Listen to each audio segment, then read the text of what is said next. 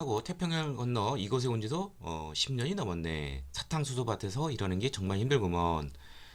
자, 우리나라 최초의 이민이 바로 이제 그 하와이, 미주 하와이가 되겠죠.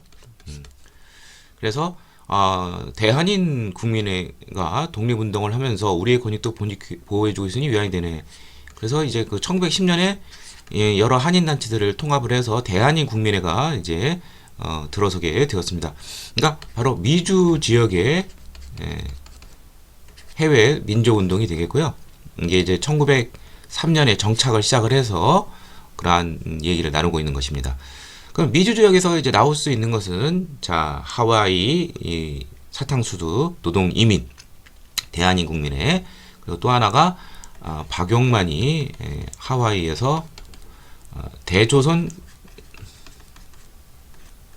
국민군단이라는 것을 이제 결성을 해서 군사훈련을 실시하기도 했습니다. 자, 그래서 정답은 이제 3번이 되겠고요.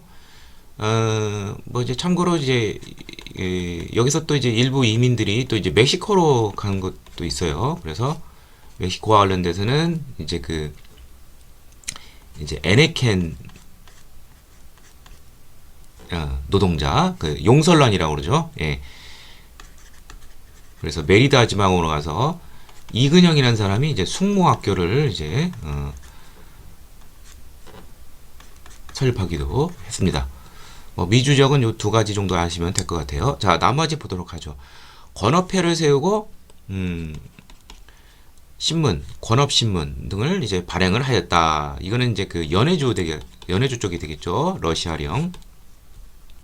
예.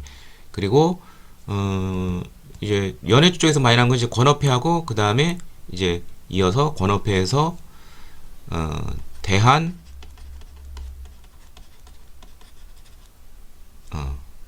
광복군 정부가 이제 이상설 등에 의해서 이제 수립이 되기도 했었죠. 자, 한인 자치 기관인 경학사를 설치하였다. 이거는 이제 서간도 지역이 되겠습니다. 이회형, 이시영 형제 등이 이제 서간도 시민회원들이 서간도 삼원보 쪽으로 이제 집단 이주를 했죠. 그래서 자치기관으로는 경학사를 설치하고 학교로는 신흥강습소, 나중에 신흥무관학교가 되죠. 그 다음에 서전서숙, 이상설이 서전서숙, 김야견이 명동학교를 설립하며 민족교육을 실시한 것은 북간도 지역이 되겠습니다. 우리가 흔히 말하는 간도 그러면 북간도를 말하는 것이죠. 그리고 단체로는 간민회 꼭 알아두시고요. 그 다음에 조선 청년 독립단을 조직하고 1919년 28 독립선언서를 발표하면서 3.1운동에 영향을 준 지역은 일본 동경 지역이 되겠죠. 최팔령 백관수 등이 이 조직을 하게 되었습니다.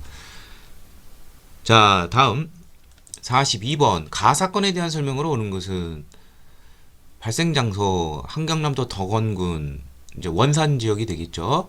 문평 라이징선 석유회사와 관련이 있고 조선인 노동자 구타 이렇게 돼 있죠. 그렇다면 여기서 뭐 나왔지만 1920년대 최대 규모의 파업 바로 원산 총파업이 되겠죠. 예. 원산 총파업 하면 나올 게 뻔해요. 해외 노동자들의 지지도 얻었다. 막 전보를 보내고 지지 격려를 했습니다. 자, 그래서 정답은 이제 5번이 되겠고요. 자, 나머지 보도록 하죠. 암태도 소작쟁이에 영향을 주었다. 자, 이거는 노동쟁이고 이건 소작쟁이니까 성격도 다를 뿐만 아니라 암태도 소작쟁이는 1923년이에요. 시기상 영향을 줄 수가 없죠. 암태도 소작쟁이는 암태도의 그 문제철이라는 지주의 행포에 이제 분노한 주민들이 이제 쟁의를 일으킨 것이죠. 최대의 소작쟁이다. 자, 비합법적 노동조합을 중심으로 전개되었다. 아닙니다. 여기 보면은 전개 과정이 노동연합회 원산 노련이라고 그러죠. 흔히 비합법적 적색노조 이거는 아닙니다. 틀렸고 일본 상품에 관세가 철폐되는 계기가 되었다. 일본 상품에 관세가 철폐되는 것은 1920년대 들어와서 이제 일제가 이제 그 한반도에 이제 그 자본을 투하를 해서 일본인 기업을 설립하기 위해서 관세를 철폐하는 것이지 이거하고 관련이 없습니다. 그리고 시기상으로도 이게 맞지 않고요. 그래서 일본 상품이 관세가 이제 철폐돼서 이제 일본 상품이 많이 들어오니까 여기에 대항을 해서 우리가 물산 장려 운동을 일으켰다. 뭐 이렇게 연결은 될 수 있죠. 조선 노농총동맹이 창립되는 결과가 가졌다. 노동자 농민의 공동 조직인 조선 노농총동맹은 24년에 설립이 됐고요. 그나마 이것도 1927년에 가면은 노동총동맹과 조선 농민총동맹으로 이제 분화가 됩니다. 좀 더 효율적으로 투쟁을 전개하기 위해서. 자, 정답은 5번이 되겠고요. 다음 43번. 밑줄근 이 단체에 대한 설명으로 오는 것은 이 단체는 1927년 2월 민족유일당 협동전선이라는 기치 아래 비타협적 민족주의 진영과 사회주의 진영이 제휴하 설립한 단체이고 이상대를 회장으로 선출을 했다. 뭐 이거 신간회죠. 예. 신간에 나올 게 뻔하죠. 뭐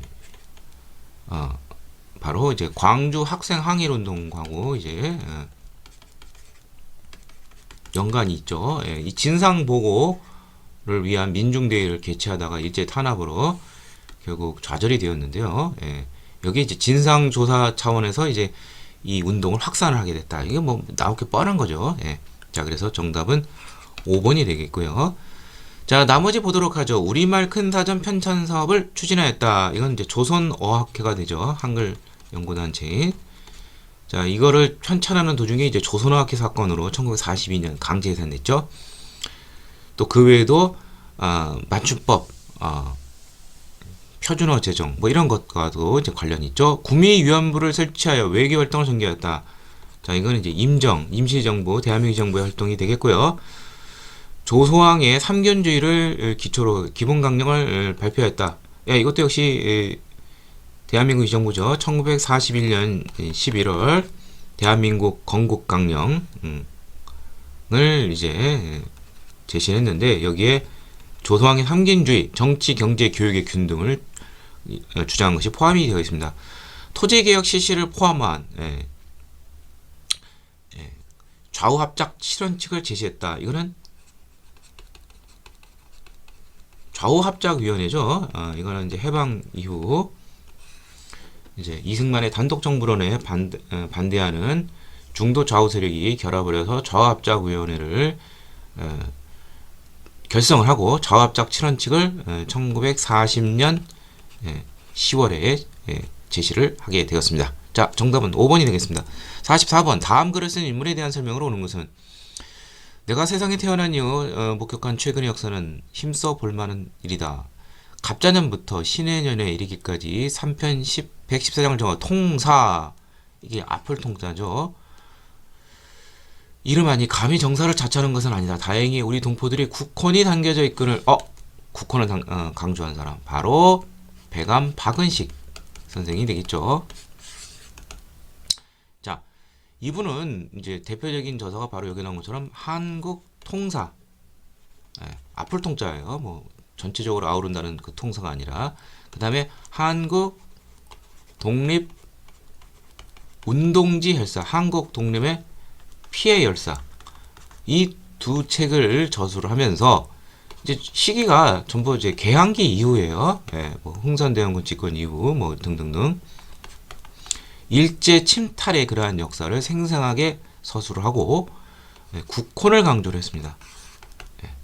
그래서 이제 우리가 국헌만 있으면 언제든지 다시 부활할 수 있다, 독립할 수 있다, 이거를 강조했죠. 자, 그래서 정답은 또 하나가 이제 한국 독립운동지 혈사가 있죠. 독립투쟁 과정을 서술했다. 3번이 되겠습니다. 자, 조선사 편수에 들어가 조선사 편찬에 참여했다. 일제가 이제 그 조선사 편수회를 만들어서 조선사를 편찬하면서 뭐 식민사관에 입각한 뭐 그런 서술을 했다 그랬는데 이제 기본적으로 이제 자료는 열심히 이제 챙겨 놓았어요. 그래서 여기에 이러한 사람들이 이제 그 참여를 했는데 대표적인 사람이 이제 그 이병도,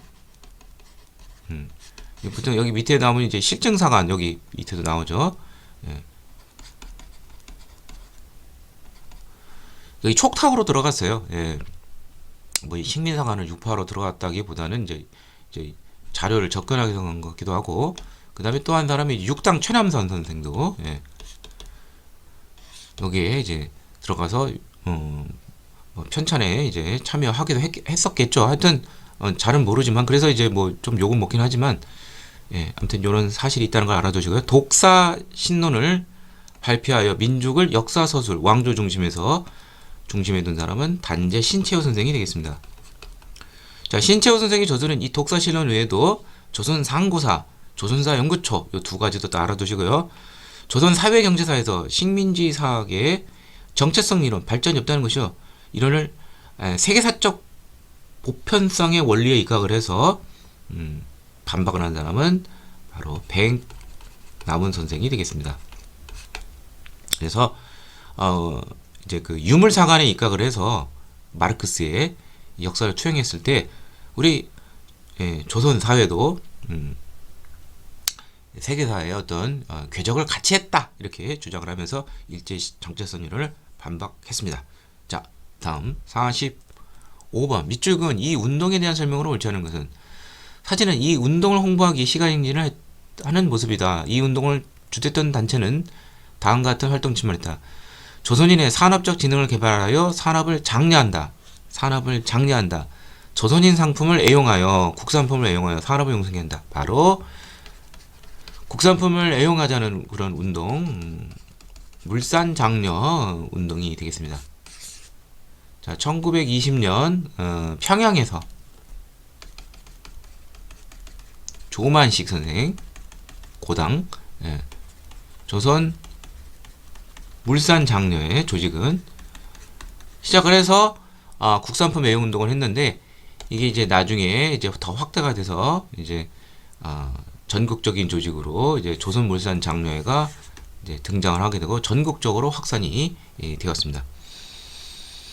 자, 그런데 이 운동을 이제 그 사회주의 쪽에서는 이제 비판을 해요. 왜냐? 결국 이것은 기업가들, 부르주아를 살찌우는 것이다. 자본가의 이익을 우선시한다. 그러한 비판을 받기도 했었습니다. 자, 그래서 본다면 자, 사회주의자로서 자본가 이익을 우선한다고 비판받은 적도 있었고 일종의 실력 양극 운동이죠. 산업 육성을 통한 평양에서 시작이 돼서 전국으로 확산이 됐고 자, 그러면 물산 장려 운동이 왜 일어났느냐? 이제 두 가지가 있습니다. 앞서 문제도 나왔지만 이제 회사령하고 3.1운동 이후 회사령하고 1920년대 들어서면서 또 하나가 관세령 이게 이제 철폐가 됐다는 것이에요. 즉 이제 조선에 대해서 이제 그 산업과 회사를 옥죄기 위해서 일제가 만들었던 법령인 이거를 돌연 폐지하면서 일본 자본이 투여하는 것을 허용케 하는 것이에요. 그러면 일본 자본이 들어온다면 우리 산업은 망하겠죠. 그래서 이것을 막기 위해서 국산품 애호운동을 벌인 것이죠. 그래서 이것도 맞는 내용이고요. 정답은 2번인데 김광재 서상동의 발의로 본격화된 것은 국채보상운동이죠. 대구에서 시작을 했는데 대구 광문사의 임원진인 김광재 서상돈이 나랏빚을 갚자는 것이죠. 국민의 성금으로. 국채보상운동하고 관련되어 있습니다. 통감부의 탄압을 받았죠. 그러다가 나중에 이제 국채보상기성회는 전국적 조직을 통해서 그리고 대한매일신보 등 여러 언론 등의 후원을 통해서 전국적으로 확산이 되었습니다. 그러니까 물산장려운동하고 국채보상운동은 이제 좀 비슷하게 보이니까 잘 정리해 두시길 바랍니다. 46번 밑줄 석도에 대한 설명으로 오는 것은 이 문서는 대한민국 제칙령 제41호입니다.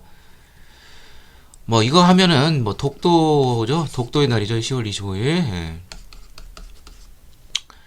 그래서 군청은 이제 울릉도를 이제 정식 군인 울릉군으로 승정을 시키고 죽도, 석도 이렇게 되어 있는데 이 석도가 바로 우리가 말하는 독도가 되겠습니다.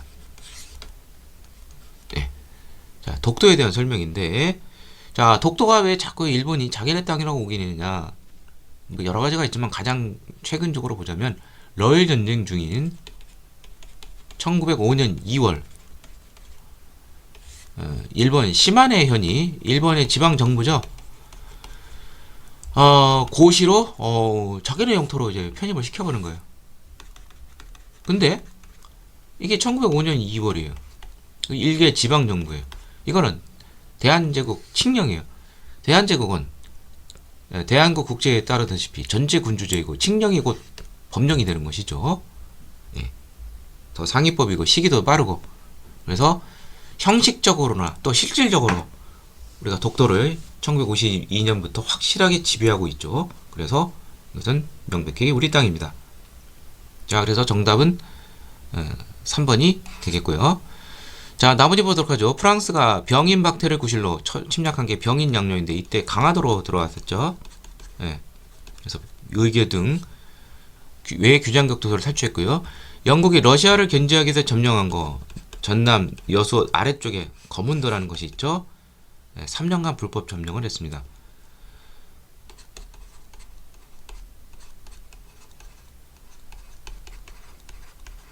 그 다음에 러시아가 저탄소 저치를 위해 조차를 요구한 거 바로 저령도가 되겠죠. 네. 그래서 독립협회가 이제 이때 요구를 했는데 그 이듬해에 이제 뭐 만민공동회 등을 통해서 이것을 좌절시키게 됐죠. 부산 앞에 저령도가 되겠습니다.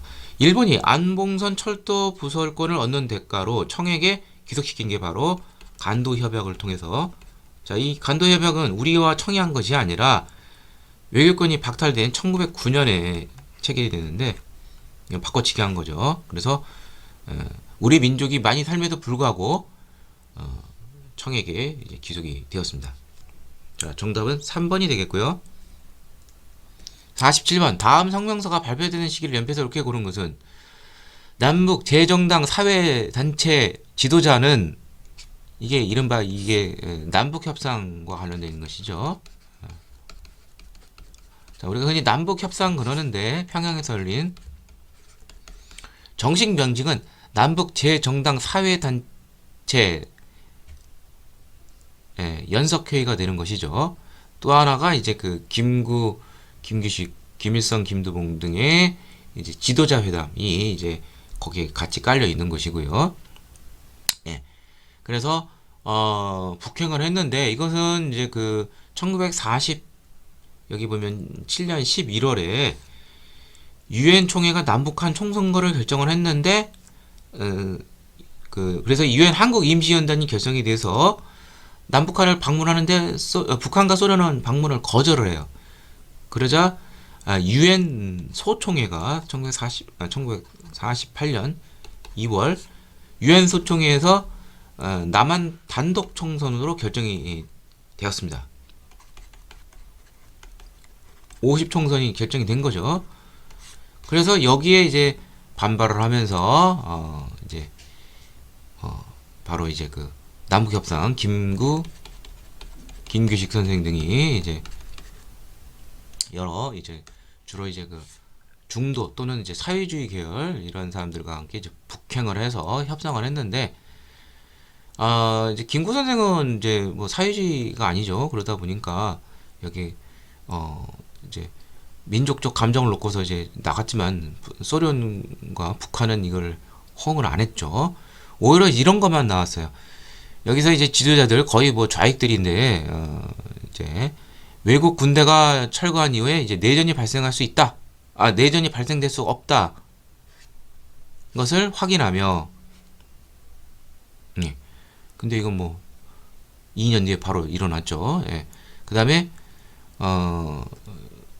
남한의 단독 선거는 실시인데도 우리는 이건 기만한 선거다 이렇게 비판하는 것이죠. 그러니까 다 죄다 몰려갔다 오면 돼. 남한만의 단독 총선에 대해서는. 아무튼 이게 1948년 4월이에요. 예. 그래서 정답은 이제 5번이 되겠고요. 뭐 쉽게 풀 수도 있지만 3점짜리로 나온 것은 이것을 이제 깊이 있게 좀 연구를 하면은 이제 깊이 있게 그러한 의미에 있어서는 상당히 이제 의미가 있기 때문에 이렇게 된 것이고 뭐 실질적으로 보면 문제 푸는 데는 뭐 1초도 안 걸리죠. 연도로 외운다면 자 5번이 되겠습니다. 정답은 48번 가나 사이 시기에 있었던 경제상으로 오는 것은 저금리, 저유가, 저달러의 3조 호황 이게 1980년대 후반 전두환 정부 시절이죠. 예. 그 다음에 외환위기로 국제통화기금으로부터 구제금융을 신청을 받았다. 이게 1997년에 있었죠. 김영삼 정부 때죠. 예.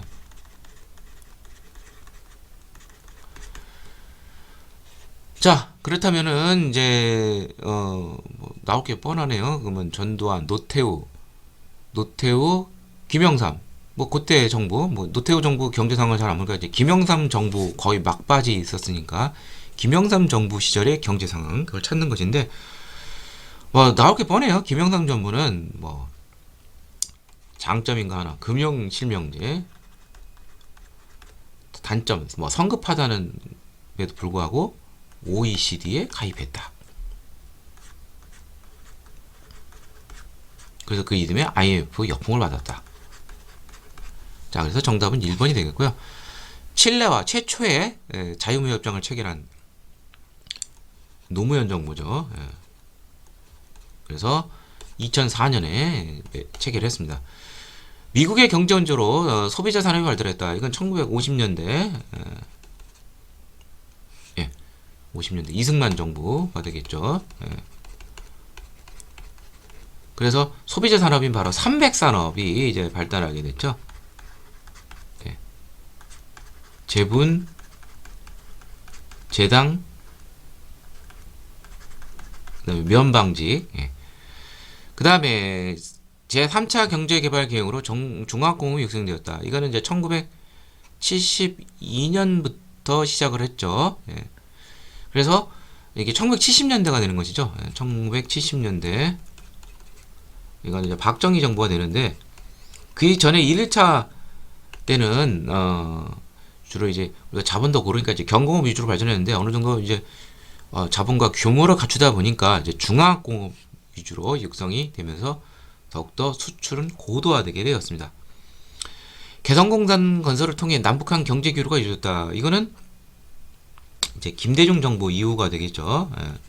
김대중 정부의 6.15 공동선언을 통해서 2000년 6.15 공동선언에서 개성공단 건설에 합의를 해서 이것이 이제 노무현 정부 이후 이제 본격적으로 이제 가동을 했다가 박근혜 정부 때 이제 중단이 되었죠. 자, 이런 흐름 잘 알아두시길 바랍니다. 49번 다음 같은 헌법 개정의 결과로 오른 것은 개헌안에 대한 투표 결과 어쩌고저쩌고인데 3분의 2는 135.3333 1을 4452 하면 135명이라는 것인데 개헌 정족수가 된다고 주장했다. 이게 뭐 이른바 이제 뭐 445이라 그러죠. 4 미만은 버리고 5 이상은 이제 편입을 시킨다는 것인데 이런 수학적 논리를 이용해서 부결된 걸 다시 가결시킨 게 바로 이른바 이승만 정부 시절에 있었던 445입 개헌이 되겠습니다. 1954년 11월에 있었는데 이 결과는 뭐냐면 초대 대통령에 한해서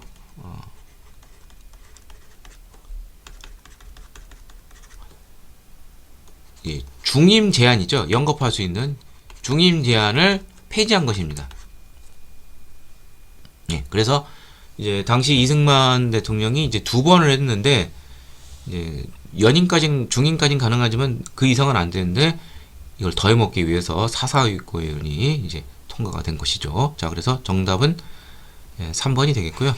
자, 다음 국회의원의 임기가 6년으로 정해졌다. 이거는 이제 그 박정희 정부 때 있었던 유신헌법이 되겠죠.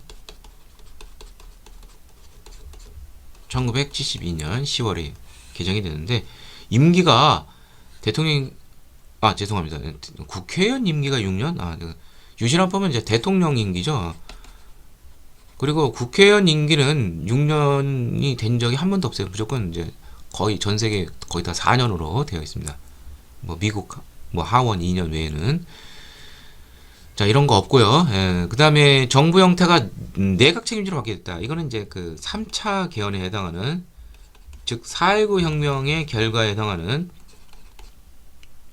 바로 내각 책임제와 양원제 민의원 참여원 그 개헌이 되는 것이죠. 그래서 장면 정부가 들어섰고요. 그 다음에 대통령이 국회의원의 3분의 1을 추천하게 됐다. 이게 이제 진짜 유신헌법이죠. 대통령에게 막강한 권한을 주게 되는데 유신헌법의 특징은 대통령 임기가 6년이고 연임 제한 없고 대통령 간산제 통일주체 국민회의에서 선거가 되고요.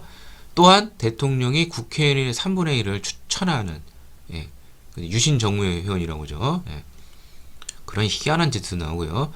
임기 7년 단임에 대통령 간접 선거를 실시하게 됐다. 이게 바로 이른바 50헌법에 해당하는 8차 개헌이 되겠습니다. 1980년. 자, 그래서 전두환 정부가 이제 임기 7년 단임이 되었죠. 예. 근데 이제 문제는 뭐 거기까지는 좋은데 임기도 길 뿐만 아니라 호언 정치가 나중에 나오는데 이제 대통령 간선제예요. 대통령 선거인단에서 뽑는 이 문제 우리 국민이 뽑지 못하고 그래서 결국 나중에 6월 심의랑쟁으로 이어지게 되었죠. 자, 정답은 3번이고요. 50번. 다음 민주화운동에 대한 설명을 오는 것은 자 3대 민주화운동 4.19, 5.18 그 다음에 6월 항쟁이죠. 4.13 호언 조치가 되겠죠. 헌법을 그대로 유지한 채. 그러면 여기에 반발하는 거 4.13 전두환 정부의 4.13 호언 조치 대통령 간선제 계속 고소하겠다. 6월 민주항쟁이죠. 예. 온 국민이 거의 다 나섰습니다. 그래서 결국 대통령 직선제 개헌을 얻었고 현행 임기 대통령 5년 단임에 그것이 관철이 되었습니다. 자, 그래서 정답이 5번인데요. 자, 여기에 이제 공신 중에 한 사람이 이제 당시 집권 여당의 대표인 노태우가 바로 6.29 민주선언을 이제 발표하게 되죠. 그래서 또 공교롭게도 대통령 직선제 첫 번 이제 통해서 노태우가 당선이 되었죠. 예. 3김 분열이 있었죠. 야당이. 자, 그 다음에 나머지부터 그러죠. 허정 과도 정보 설립 배경이 있다. 이건 이제 4.19와 관련돼 있죠. 예. 허정 과도 정보가 들어서서 내각 책임제 개헌하고 이제 물러나게 됐고 양원제 국회가 출연하는 결과를 가져왔다. 이것도 역시 4.19와 관련된 것이죠. 사실 근데 이제 양원제가 이제 규정이 된 것은 이제 1차 개헌인 발췌 개헌 때 양원제 규정이 있었어요. 그렇지만 여건상 이제 참의원이 이제 설정이 못됐어요. 구성이 못됐어요. 근데 이제 4.19 혁명 이후에 이제 3차 개헌 이후로는 이제 양원제, 민의원, 참의원 이것이 등장하게 되었습니다. 내각 책임제 플러스 신군부의 비상계엄 확대, 5.17 전국 비상계엄 확대와 관련 기록물이 유네스코 세계유산에 등재된 것은 바로 5.18 광주 민주화운동이 되겠습니다. 자, 이상을 통해서 제29회 한국사 능력 검정시험 고급편 해설을 모두 마치도록 하겠습니다.